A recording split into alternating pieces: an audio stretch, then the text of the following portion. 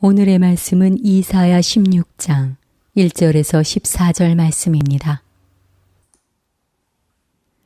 너희는 이 땅 통치자에게 어린 양들을 들이되 셀라에서부터 광야를 지나 딸 시온산으로 보낼지니라. 모압의 딸들은 아르논 나루에서 떠다니는 새 같고 보금자리에서 흩어진 새 새끼 같을 것이라.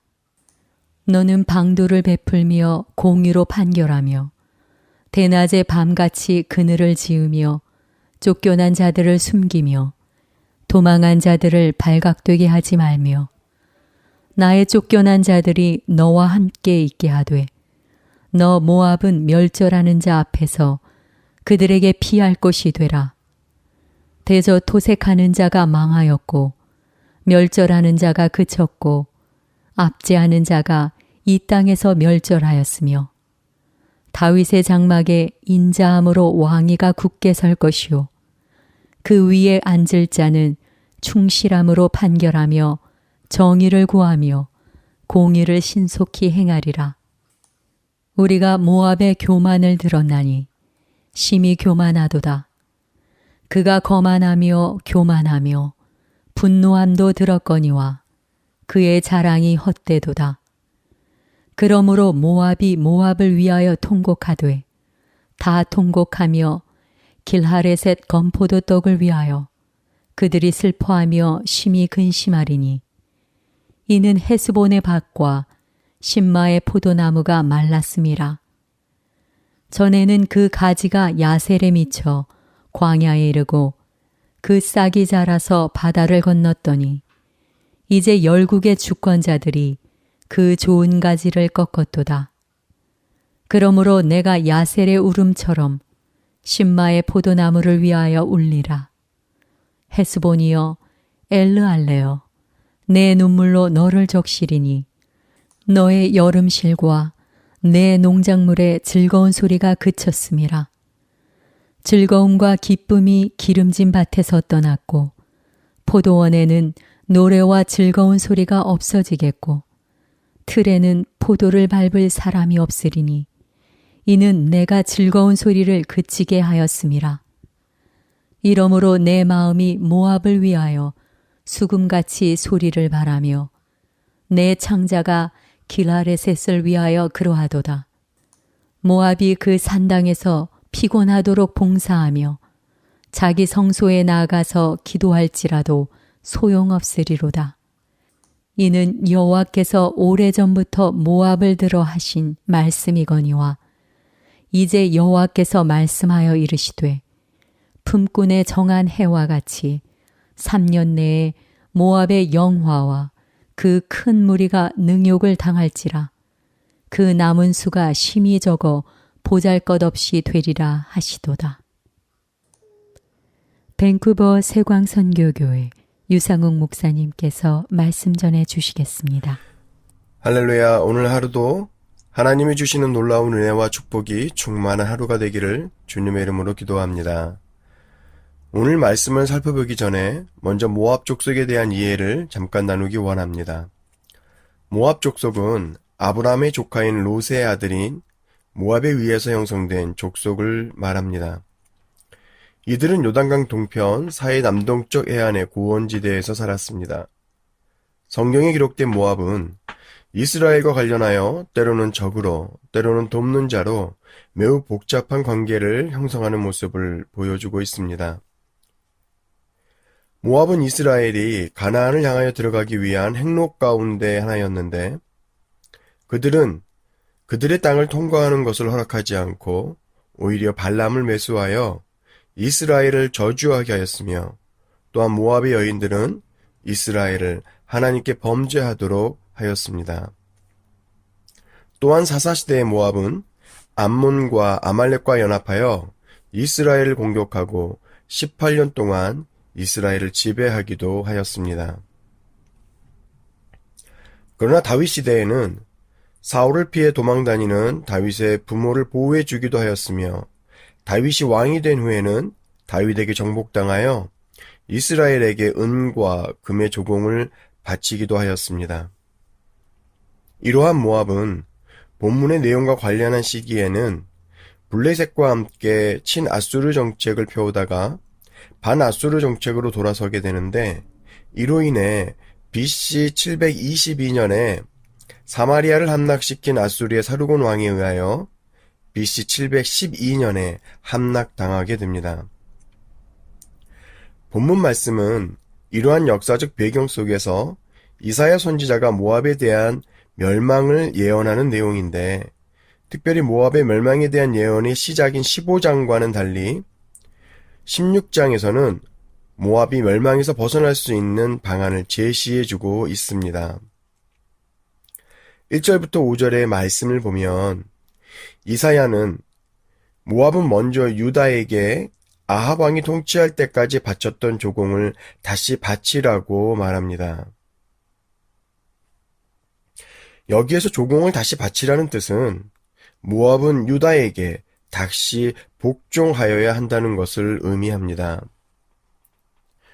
또한 3절과 4절 말씀을 보면 이사야는 여러 가지 해석의 논란이 있지만 전통적인 해석에 의해 따르면 이사야는 유다에게 어려움이 닥치게 될 때 유다의 피난민을 보살펴 주라고 이야기하고 있습니다. 왜냐하면 유다를 핍박하던 나라는 결국 멸절할 것이나 다윗의 장막, 즉 유다는 한 다스리는 왕으로 인해 그의 공의와 성실함으로 굳건할 것이기 때문이라고 이사야는 말합니다.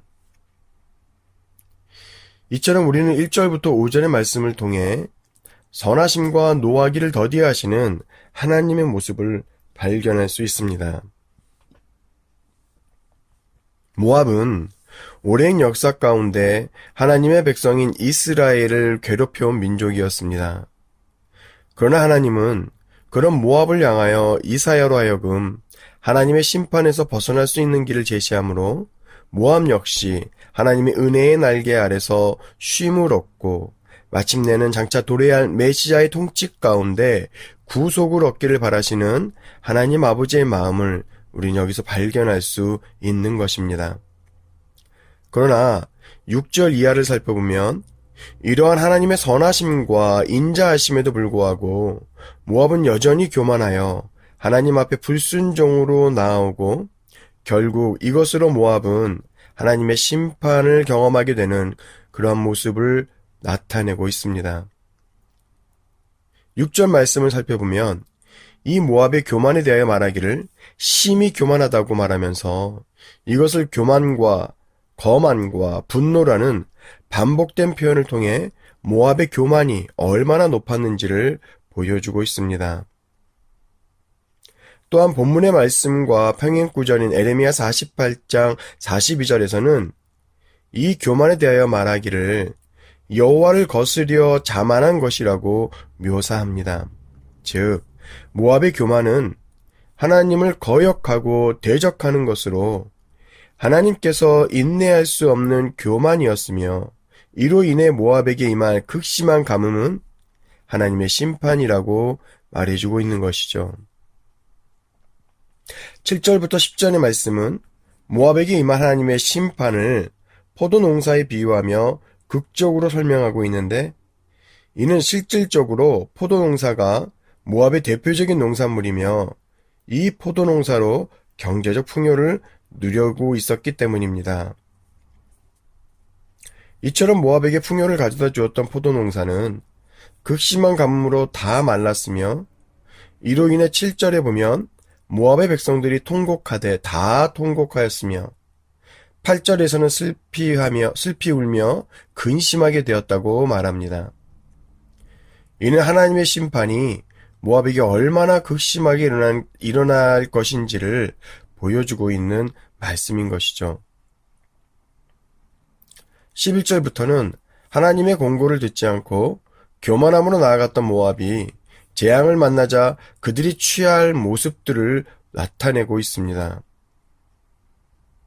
모압의 백성들은 하나님의 심판을 직면하자 그들은 그들의 신을 찾아 산당으로 올라가 피곤할 때까지 봉사하며 기도할 것이라고 이사야는 말합니다.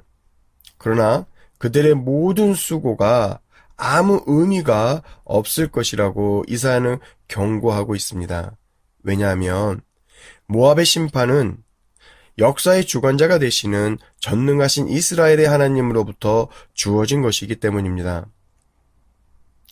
결국 모압은 이사야의 선포대로 14절의 말씀처럼 3년 내에 모압의 영화와 그 큰 무리가 능욕을 당하여 그 남은 수가 심히 적을 것이라고 말하는 그 말씀대로 아수르에 의해서 BC 712년에 멸망하게 됩니다. 사랑하는 성도 여러분, 어떻게 생각해 보면 하나님 앞에서 우리의 넘어짐도 정욕적인 욕망의 죄보다도 교만 때문에 망하는 경우가 많은 것 같습니다. 잠언 16장을 살펴보면 잠언 기자는 교만이 패망의 선봉이라고 말하고 있습니다. 교만이란 그만큼 사람들로 하여금 넘어지게 하는 큰 요인이 된다는 것을 의미한 것이죠. 우리를 멸망의 길로 이끄는 이러한 교만의 특징을 잠시 살펴보면 첫째, 거만합니다. 그렇기 때문에 진리를 찾지 않고 하나님의 말씀을 무시합니다. 하나님의 말씀으로 권면하는 직분자들의 권면을 듣지 않습니다. 그뿐만이 아닙니다. 하나님의 말씀을 자신의 시각으로 재해석하여 적용합니다. 왜냐하면 자신의 삶에 있어서 하나님이 아닌 자기 자신이 자기의 주인이 되었기 때문입니다. 둘째는 완고합니다. 다양성을 인정하지 않고 변화하려 하지 않습니다. 자신의 생각만을 주장합니다. 그렇기 때문에 배움이 적고 신앙이 자라지 않습니다. 셋째는 이기적입니다. 자기중심적인 삶을 살아가고 다른 사람들의 삶을 돌아보려 하지 않습니다. 이웃의 아픔이 자신의 아픔으로 다가오지 않는 것이죠. 넷째는 자기의가 아주 강합니다. 그래서 항상 자신은 옳고 다른 사람은 틀리다고 말합니다. 그러므로 실수하거나 넘어진 사람들을 바라보면 쉽게 분노하고 사람들을 판단하며 정죄합니다. 오늘 말씀은 모압을 통하여 이러한 삶을 살아가는 사람들의 앞길에는 반드시 심판이 있고 멸망이 있을 것이라는 것을 우리에게 가르쳐주고 있는 말씀인 것입니다. 사랑하는 성도 여러분, 우리들의 삶은 어떻습니까?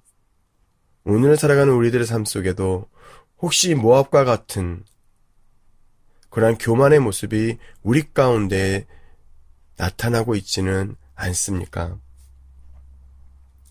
잠언 6장 16절부터 19절에 보면 여호와께서 미워하시는 것, 곧 그의 마음에 싫어하는 것이 67가지이니 곧 교만한 눈과 거짓된 혀와 무죄한 자의 피를 흘리는 손과 악한 계교를 꾀하는 마음과 빨리 악으로 달려가는 발과 거짓을 말하는 망령된 증인과 형제 사이를 이간하는 자니라 라고 기록하고 있고, 야고보서 4장 6절에도 그러나 더욱 큰 은혜를 주시나니 그러므로 일렀으되 하나님이 교만한 자를 물리치시고 겸손한 자에게 은혜를 주신다 하였느니라 라고 말씀하고 있습니다. 사랑하는 성도 여러분, 우리의 삶이 먼저는 하나님 앞에 겸손함으로 하나님의 사랑을 받고 이웃을 향하여도 겸손한 섬김으로 하나님의 형상을 나타내어 하나님께 영광을 돌리는 저와 여러분이 되기를 주님의 이름으로 축원합니다. 오늘의 말씀은 이사야 16장 1절에서 14절 말씀입니다. 너희는 이 땅 통치자에게 어린 양들을 들이되 셀라에서부터 광야를 지나 딸 시온산으로 보낼지니라. 모압의 딸들은 아르논 나루에서 떠다니는 새 같고 보금자리에서 흩어